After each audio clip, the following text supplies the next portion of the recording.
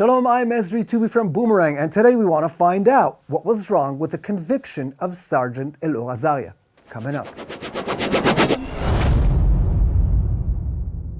Last Wednesday, a military court convicted IDF Sergeant Azaria of manslaughter in a celebrated case that shook Israeli society. The case began with two Arab terrorists who stabbed an IDF soldier at a checkpoint in Hebron. One attacker was shot dead on the spot. The other was neutralized and lay down almost motionless on the ground. About 10 minutes after the initial incident, Sergeant Azaria, an army medic, showed up at the scene. According to his version, he was concerned that the terrorist, who was dressed in a heavy overcoat, might be carrying an explosive charge on his person, which is why he shot him dead. It should be noted that the terrorist's body had already absorbed 5 bullets at that point. The event, like similar ones in the past, should have been dealt with as a disciplinary matter by the local battalion chief. But an agent of a left-wing NGO called B'Tselem shot the entire incident from a rooftop and uploaded the video to YouTube. And so, a routine event where an enemy combatant is killed following a terror attack became a public relations nightmare. Which is where Israel's defense apparatus panicked, and in the rush to restore Israel's image around the world, they made one mistake after another. Israeli officials denounced the shooting only a few hours after the video had been posted, even before the military police had a chance to begin its investigation. Inevitably, such a strong reaction from the soldier's own commander-in-chief elicited equally strong voices supporting Azaria.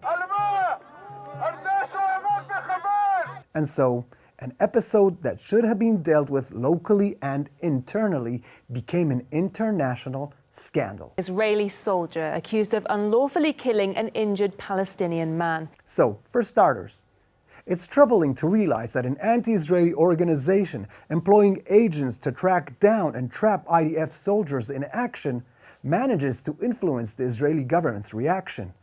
But what's even more troubling is the fact that an IDF soldier was being judged as a criminal for his role in an ongoing anti-terror operation. I mean, all of us understand intuitively that when a policeman stops a civilian he suspects of violating the law, that civilian should not end up shot to death on the ground. But this should not be the case when dealing with terrorists. Those who convicted Azaria actually treated a terrorist as a civilian and a soldier as a criminal. This resulted in a serious damage to the rules of engagement. A soldier in war zone must have simple rules he should follow. If it's a peaceful civilian going to the local grocery store, you don't shoot.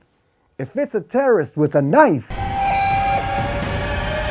you shoot to kill. As soon as you tell a soldier that the very same terrorist he just shot can suddenly become a civilian on his way to the market, you confuse the soldier, cause him to hesitate, risking his own life. So, while most Israelis agree there was nothing heroic about Azaria's action, they also believe there was nothing moral about punishing him for killing a terrorist. So to reiterate, Sergeant Azaria deserved to be dealt with in-house and in a disciplinary procedure.